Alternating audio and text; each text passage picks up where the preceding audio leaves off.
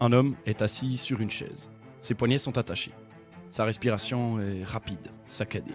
Il ne sait plus depuis combien de temps il est enfermé dans cette pièce, sans fenêtre. Les heures, les jours, tout s'est brouillé. Devant lui, une cage. Dedans, 2 rats. Leurs griffes raclent les barreaux. Leurs dents claquent dans l'air. Ils ont faim. Et il sait que cette faim, c'est son visage qui va l'apaiser. Et une voix se fait entendre, calme, presque douce. Tu sais ce qu'il y a dans la salle 101, Winston ? Ta plus grande peur. Il panique, il supplie, il tente de résister, mais la cage s'approche, toujours plus près. Et alors, d'un cri déchirant, il hurle « Pas moi, pas moi, faites ça à Julia, mais pas moi ». C'est ici que Winston Smith trahit. C'est ici que le dernier fragment de liberté s'éteint. Et c'est ici que George Orwell nous conduit. Dans un monde où la vérité n'existe plus, où l'amour peut être brisé, où même la peur devient une arme. Mais qu'est-ce qui l'a amené là, ce personnage ? Comment un homme ordinaire, fonctionnaire discret, a-t-il pu en arriver à trahir l'amour de sa vie, à renier ses convictions les plus profondes, à se briser totalement face au pouvoir ? C'est toute la question que se pose George Orwell dans son roman le plus connu, 1984, 1984 ou 1984, c'est selon.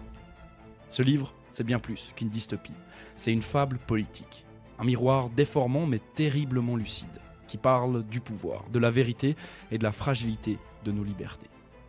Aujourd'hui, dans Brume littéraire, on part à la rencontre de Winston Smith. On traverse les couloirs du ministère de la Vérité, on plonge dans l'univers de Big Brother. Et on découvre pourquoi, presque un siècle après sa parution, ce livre résonne encore comme un avertissement brûlant.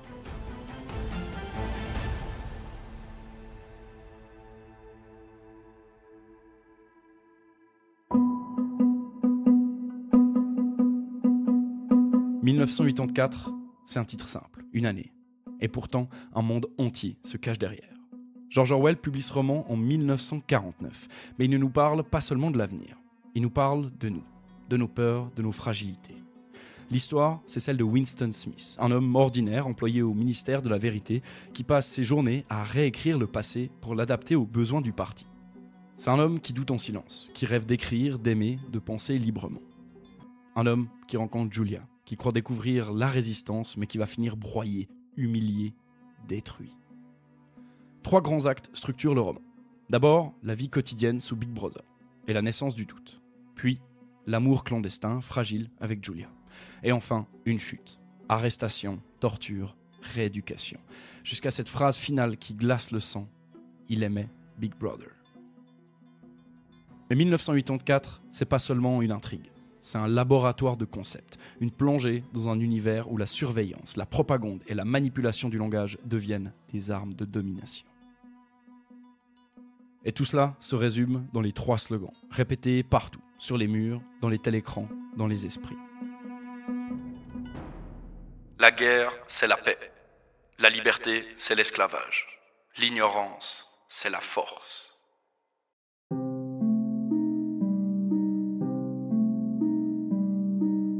Voilà l'univers de 1984. Et aujourd'hui, dans Brume littéraire, on va y entrer ensemble. Pas seulement pour suivre l'histoire de Winston, mais pour comprendre ce que ce roman dit de nous. Et pourquoi il reste un des livres les plus marquants du XXe siècle. Quand Orwell écrit son chef-d'œuvre, on est en 1948. L'Europe sort à peine des ruines de la Seconde Guerre mondiale. Londres, la ville d'Orwell, porte encore des cicatrices des bombardements allemands. Les rationnements existent toujours, les files d'attente devant les magasins sont interminables, et les maisons détruites bordent encore les rues. Mais ce qui hante Orwell, c'est pas seulement les ruines visibles, c'est aussi les ruines politiques. Il a vu le fascisme de Mussolini. Il a combattu le franquisme en Espagne. Il a dénoncé le stalinisme et les procès truqués de Moscou. Et il sait une chose, le totalitarisme ne s'arrête pas aux frontières. Dans 1984, il pousse ces mécanismes à l'extrême. Mais rien n'est totalement inventé. Les télécrans rappellent les discours radio et la propagande martelée en boucle. La novlangue, qui détruit les mots, évoque la censure et le langage codé de la propagande. La double pensée ressemble à ce qu'Orwell avait vu dans les régimes qui affirmaient une chose et son contraire, tout en exigeant qu'on les croie. Mais on reviendra sur tous ces mots et sur tous ces points. En tout cas, c'est pas la première fois qu'il s'attaque à ces thèmes-là. Quelques années plus tôt, dans La ferme des animaux, Orwell avait déjà montré comment une révolution peut se transformer en tyrannie, comment les idéaux égalitaires finissent par être dévorés par le pouvoir. Mais revenons à notre roman du jour. C'est la suite logique. Non plus la naissance d'un régime totalitaire, mais son fonctionnement une fois installé. Dans ce monde futuriste, la planète est divisée en 3 blocs. Océania, qui englobe la Grande-Bretagne et les pays anglo-saxons. Eurasia, héritière de l'URSS et de l'Europe continentale. Et Estasia, une vaste zone asiatique. Ces 3 blocs sont officiellement en guerre permanente. Mais la vérité, c'est que la guerre n'a pas besoin d'être gagnée. Elle doit simplement durer pour maintenir la peur, l'unité et l'obéissance. Et à l'intérieur d'Océania, là où vit notre personnage, la société est une pyramide. Tout en haut, le parti intérieur, l'élite qui détient le pouvoir. En dessous, le parti extérieur, dont fait partie Winston, la classe moyenne surveillée de près. Tout en bas, les prolétaires, plus de 3/4 de la population, ignorés, méprisés, laissés à leur misère. Voilà ce qui rend 1984 si terrifiant. C'est une fiction, oui, mais une fiction nourrie du réel. Orwell prend les logiques du nazisme, du stalinisme, des dictatures qu'il a connues et les projette dans un futur plausible. Ce qu'il écrit, c'est pas seulement « voilà ce qui pourrait arriver », c'est « voilà ce qui arrive déjà ». La date pendant laquelle se passe le roman, 1984, c'était il y a plus de 40 ans. Et vous verrez qu'on arrive malheureusement encore à y voir certaines réalités. Mais continuons. C'est dans ce monde dystopique que Winston Smith, simple fonctionnaire discret, va commencer à douter.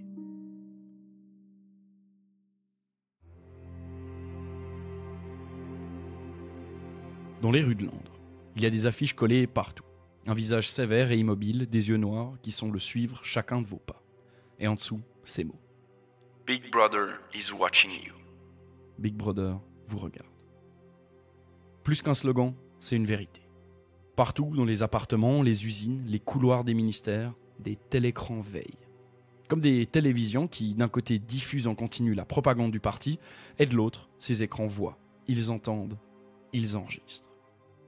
Et vous pouvez jamais être sûr d'être seul. Des propos déplacés aux yeux du parti, ou même un simple froncement de sourcil, une expression suspecte, ça peut suffire à devenir un crime de pensée. Chaque jour, la population est rassemblée pour les 2 minutes de la haine. Sur les écrans, le visage de l'ennemi public numéro 1, Emmanuel Goldstein. Alors toujours, ça explose, des cris, des injures, des accès de rage collective. Et quand la fureur retombe, le visage de Big Brother réapparaît. La haine se transforme en adoration. Et partout résonnent ces slogans. La guerre, c'est la paix. La liberté, c'est l'esclavage. L'ignorance, c'est la force. 3 phrases absurdes. 3 contradictions flagrantes. Et pourtant, répétées encore et encore, elles deviennent des vérités. C'est ce qu'Orwell appelle la double pensée. Accepter 2 idées opposées en même temps et croire sincèrement aux 2. Mais retrouvons le personnage principal de ce livre, Winston Smith, qui évolue dans ce monde. C'est un homme discret, presque ordinaire, employé au ministère de la Vérité. Son job, c'est de corriger les archives, modifier les journaux, effacer des discours, inventer de faux personnages. Chaque jour, il fait disparaître des pans entiers du passé pour qu'ils collent à la version officielle du parti. Un jour, il invente même un héros de toutes pièces, le camarade Ogilvy, soldat exemplaire, mort en martyr. En quelques heures, Ogilvy devient réel. Son nom, son histoire, son sacrifice entrent dans les livres. La propagande a parlé et donc, il a existé. Winston n'est pas quelqu'un de méchant ou de mal intentionné. Il est simplement pris dans cette machine infernale, dans laquelle on fait tout pour qu'il évite de penser. Ce qu'il sait, c'est que le passé n'existe plus, en dehors de ce que le parti en dit. Et il connaît cette maxime répétée partout. Qui contrôle le passé, contrôle l'avenir. Qui contrôle le présent, contrôle le passé. Mais un jour, Winston commence à douter. C'est comme s'il n'arrivait pas à s'y résoudre. Alors, un soir, caché dans un recoin de son appartement, que le télécran ne couvre pas, il sort un vieux carnet jauni. Il prend un crayon, et c'est là qu'il commet un délit énorme. Il commence à écrire. Écrire ses pensées. Un geste qui peut paraître minuscule, un geste de rien. Mais dans ce monde, c'est une rébellion.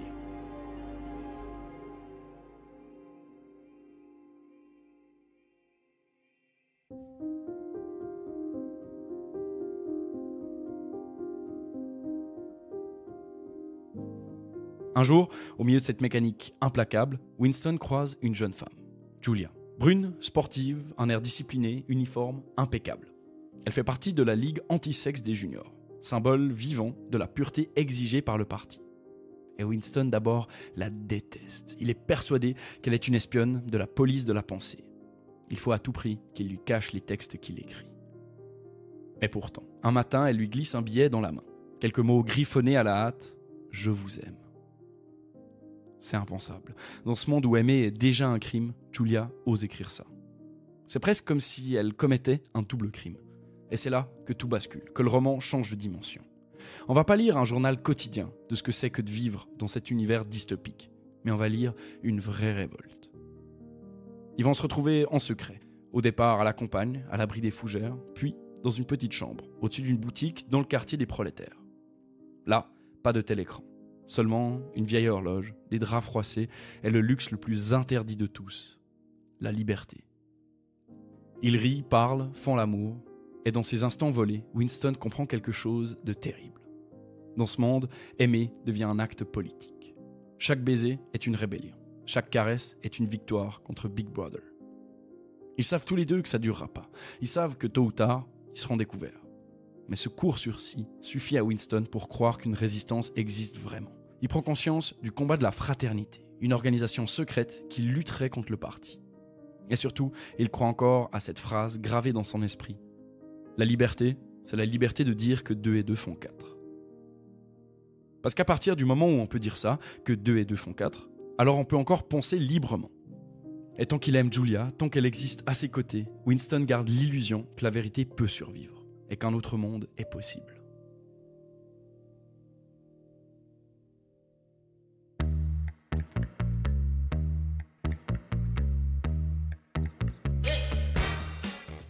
C'est le moment pour nous de faire une pause dans le récit.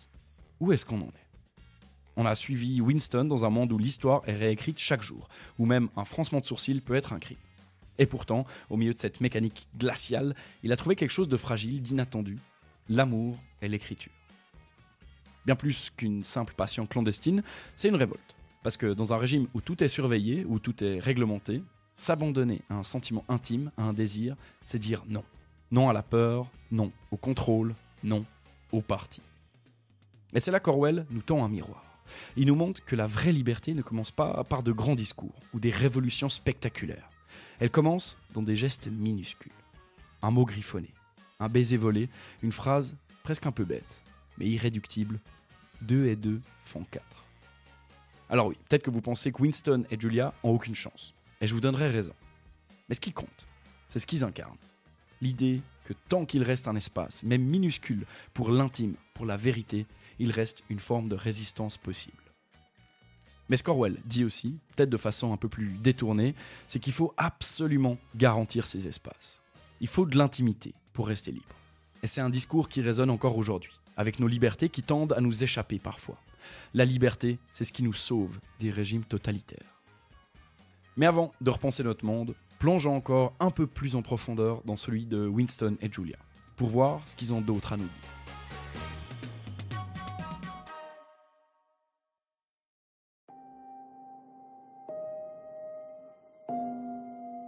Depuis des semaines, les deux amoureux vivent leur clandestinité comme une victoire. Ils ont trouvé un refuge, un lit, un lieu hors d'atteinte du parti. Et surtout, cette fois, ils ont trouvé un allié. O'Brien. Un homme du parti intérieur, respecté, cultivé, charismatique. Winston l'admire depuis longtemps, presque en secret, convaincu qu'il est pas comme les autres. Et un soir, O'Brien les reçoit chez lui. Il les regarde droit dans les yeux et prononce ces mots qu'il nous est même plus espérés. Oui, je fais partie de la fraternité. Rappelez-vous, c'est cette organisation qui aimerait changer les choses. Alors Winston et Julia jurent fidélité. Ils promettent de mentir, de voler, de trahir, de tuer. Tout sauf renoncer à leur amour. Et en échange, O'Brien leur confie le livre. Le fameux livre de Goldstein, l'ennemi public numéro 1, censé dévoiler les secrets du parti. Winston le lit avec une ferveur presque religieuse. Et pour la première fois, il croit. Il croit que la révolte est possible, que la liberté n'est pas qu'un mot, qu'il ne sent pas seul. Comme Julia et Winston, on se met à espérer pour eux, à y croire.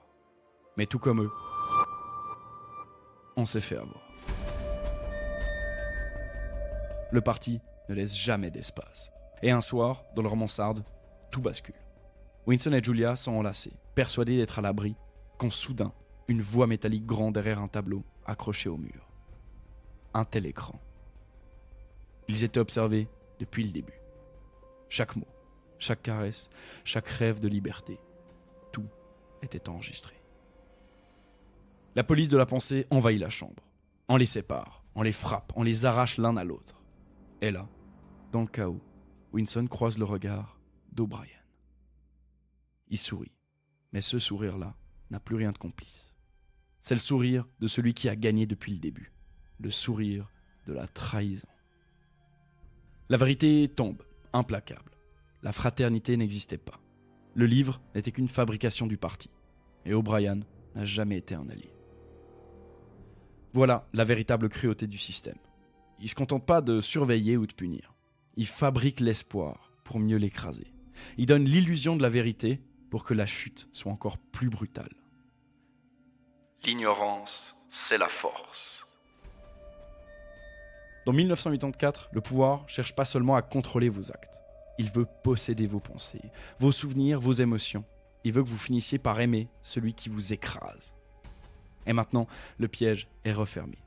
Winston est conduit au ministère de l'amour. Un lieu où il n'y aura plus de cachette, plus de rêve, plus d'espoir. Seulement la vérité du parti. Et elle va faire mal. Au ministère de l'amour, pas de fenêtre, pas de jour, pas de nuit. Seulement des néons blafards qui ne s'éteignent jamais. Winston y est enfermé. Seul. Chaque heure, chaque minute est avalée par la torture, par la rééducation. On lui apprend à douter de ses propres souvenirs, de sa propre raison. 2 et 2 font 5, répète O'Brien. Et Winston doit l'accepter. Petit à petit, tout s'effrite. La vérité, le réel. Julia elle-même, qu'il finit par renier sous la douleur. Et puis vient ce dernier acte, la dernière étape de sa guérison, comme il l'appelle. O'Brien le conduit dans une pièce nue. Une chaise, une cage de métal. Et dans cette cage, 2 rats affamés. Les rats. La plus grande phobie de Winston. On approche la cage de son visage. Il comprend, il hurle. Il supplie O'Brien de l'épargner. Et dans ce moment de terreur absolue, il prononce les mots qu'il croyait impossibles. Faites-le à Julia. Faites-le à Julia. Pas à moi, Julia. Ce que vous lui faites m'est égal. Déchirez-lui le visage. Épluchez-la jusqu'aux os. Pas moi, Julia. Pas moi. C'est fini. Sa dernière fidélité, son dernier refuge intérieur, vient d'être brisé. Et dans les dernières pages du roman, on retrouve Winston, assis dans un café, vide, lessivé. Il n'écrit plus, il pense plus. Il attend passivement qu'on vienne l'exécuter. Et soudain, tout devient clair. Il n'a plus de doute, plus de colère. Il est guéri. Il aime Big Brother. La guerre, c'est la paix. La liberté, c'est l'esclavage. L'ignorance, c'est la force. Voilà où tout menait depuis le début. Depuis ces affiches placardées dans les rues, ces télécrans dans les maisons, ces slogans scandés en boucle. Tout convergeait vers cette fin. Un homme vidé de lui-même, reconstruit à l'image du parti.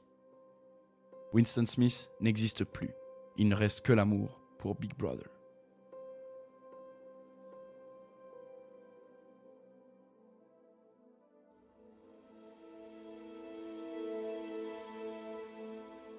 Alors, qu'est-ce qu'on vient de vivre ?